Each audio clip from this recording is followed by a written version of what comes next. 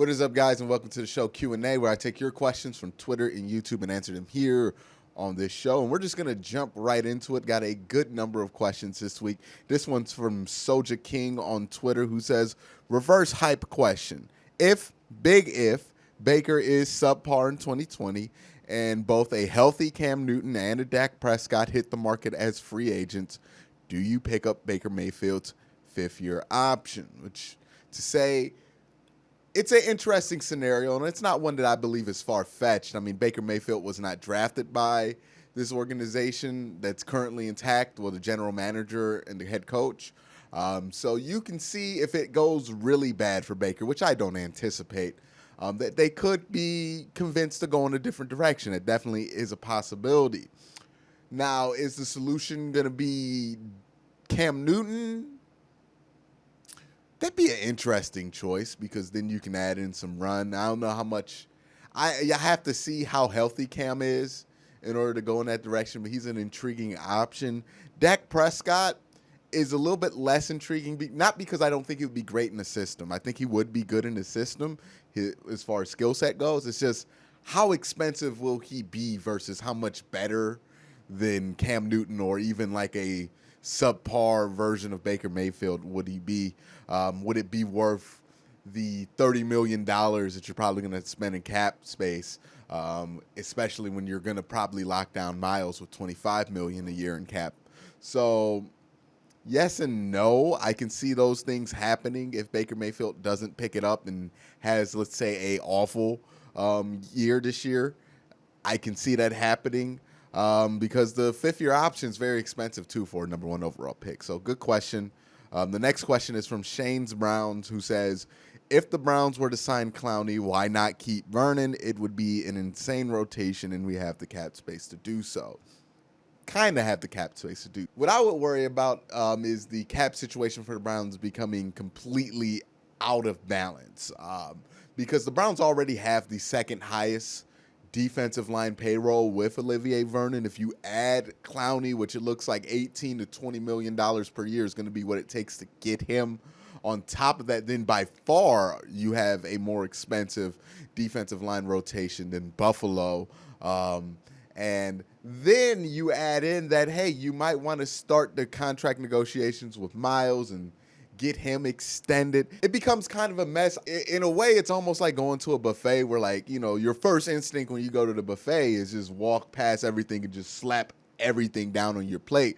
But anybody who's had to go to a dining hall in college or, you know, really lives that buffet life knows that that's not the right strategy to go about things. Sometimes you got to go up there with your first run and hit 2 or 3 things while they hot, and then go back, eat that, and then, you know, see if they put some new stuff out there, see if they got some fresh stuff out there. And the ideal is, just because you have the space and the physical capacity to do it doesn't mean that you should necessarily fill all that space up, because you never know when you're going to need to fill up space, or if somebody's going to come available in a trade that you deem highly valuable, that you would need that cap space in order to bring them in. There's a number of reasons why I wouldn't recommend keeping Olivier Vernon if you're going to get Clowney. You already got Adrian Claiborne, who can add some depth there and fill in when you want to put Clowney inside. It just doesn't make a ton of sense, and it doesn't make $15 million of cap hit sense to keep Olivier Vernon there. Also, you have to factor in that Olivier Vernon's incredibly injury prone throughout his entire career. So again,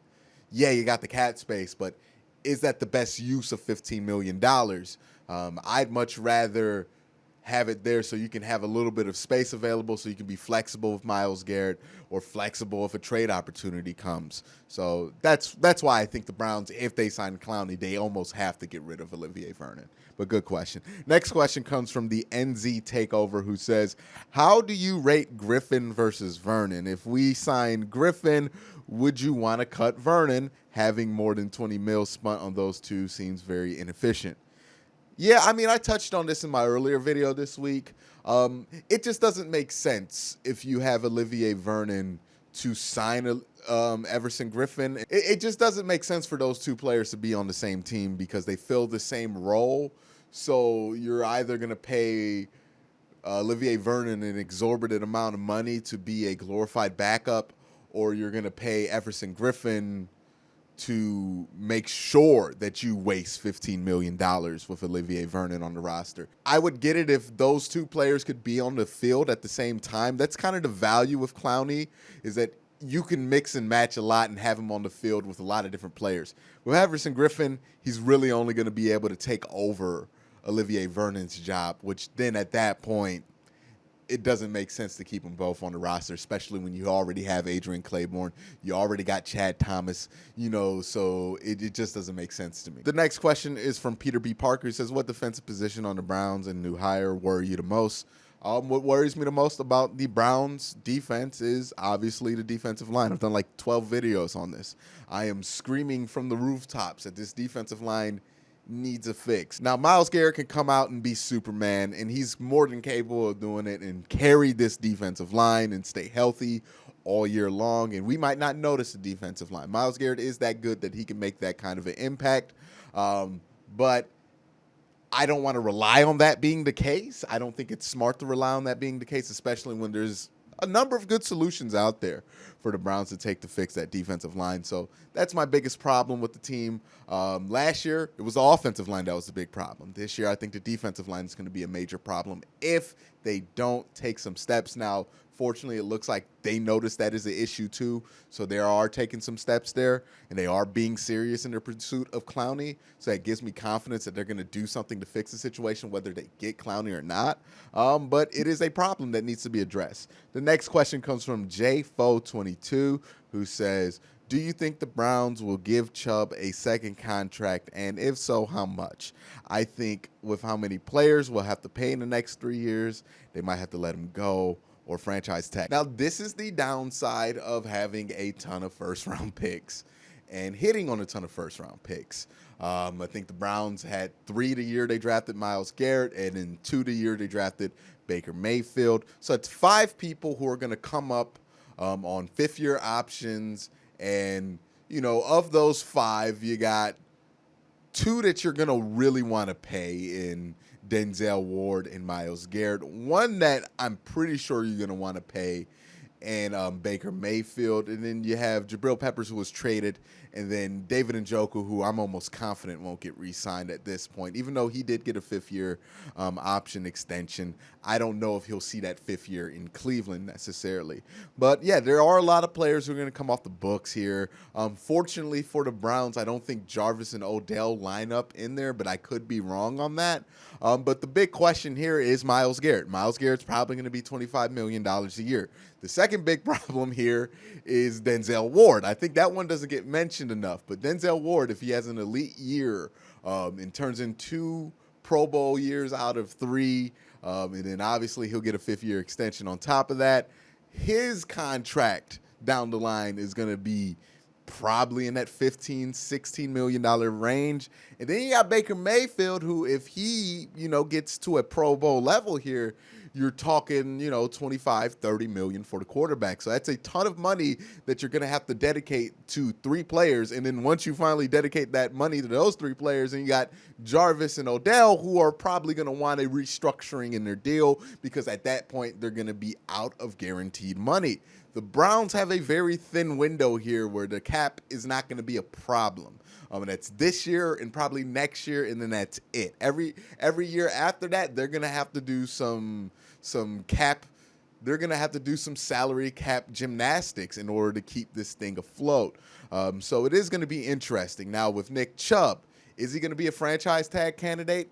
Probably. It depends on what the franchise tag is. And also, it's not a lock that it's going to be Nick Chubb, because while Nick Chubb is probably the best offensive player the Browns have at this point, he's also a running back. There are conflicting views on how people feel about that organizationally. I don't know where the Browns land on that with the running back position.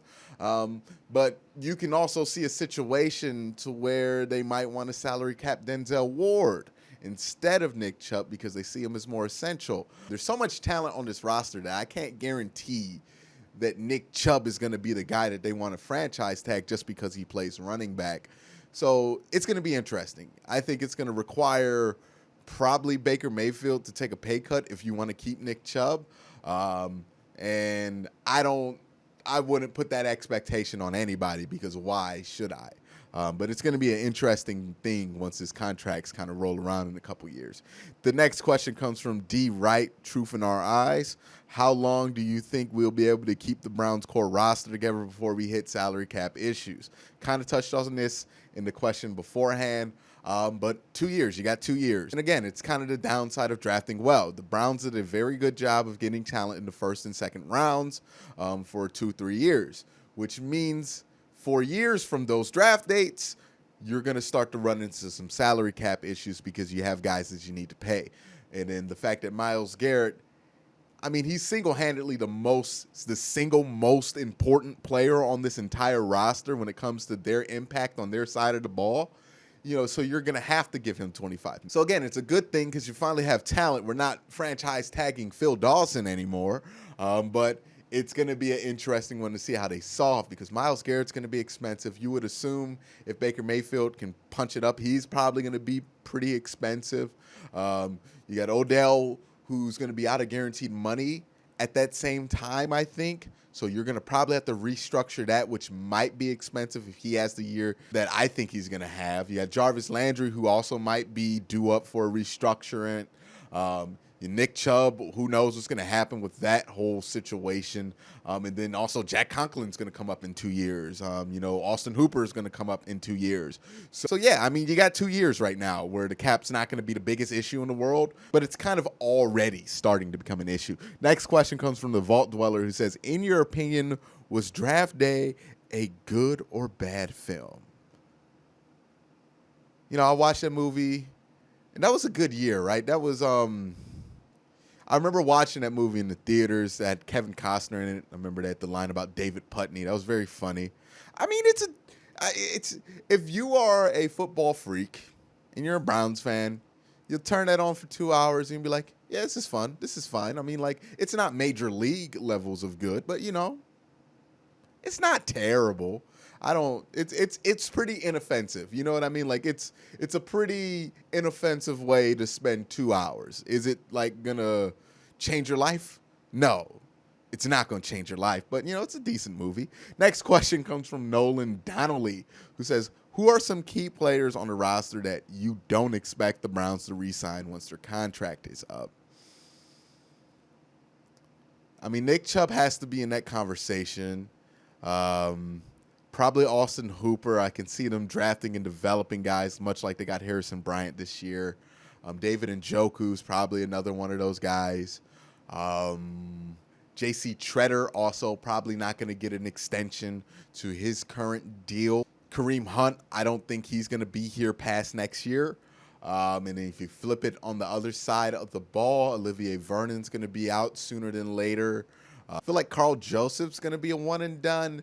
And then you can start to wonder about whether Greedy and Denzel Ward, if they play at the level that they're capable of, are they both going to be able to be on the same team cap-wise?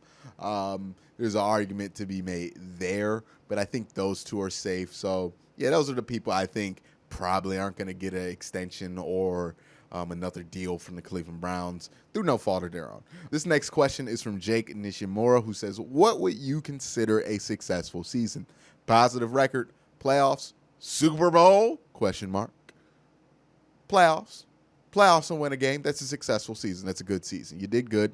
You won a game in the playoffs. You got a lot of monkeys off your back, and you would probably be the most recent AFC North team to have won a playoff game, because let's not forget, the Steelers just ain't been in the playoffs recently. The Ravens have not won a playoff game recently, and the Bengals have not won a playoff game since Bill Belichick was the Browns head coach. So, hey, if you win a playoff game, you got a lot of bragging rights over the AFC North. Of course, the goal is to win a Super Bowl, but if that can't happen, you at least want to make a little bit of a run, make it interesting.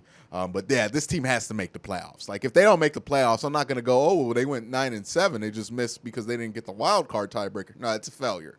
They got to make the playoffs. They got to win a game. That's a successful season. And any other team that had this roster would have those same expectations. I'm not hyping them up. I'm just saying the money that you're putting in, the talent that you have, you got to make the playoffs and you got to win a game. Anything else is kind of just celebrating mediocrity at that point. The next question comes from Nick Mayfield, who says, Who is the team that is being slept on the most in the AFC?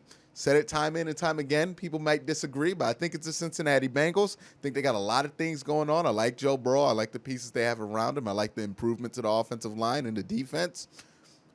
They're going to be one to watch. I could see a scenario where Pittsburgh takes a dump this year and Cincinnati takes a little bit of a rise and might even sneak into the playoffs. I don't think it's far-fetched. I think a lot of people are sleeping on the Bengals just because they were terrible the year before without looking into the factors on why they were terrible, and I think that's why they'll have a good season next year. The next question comes from your boy, who says, will Odell stay in Cleveland for the run?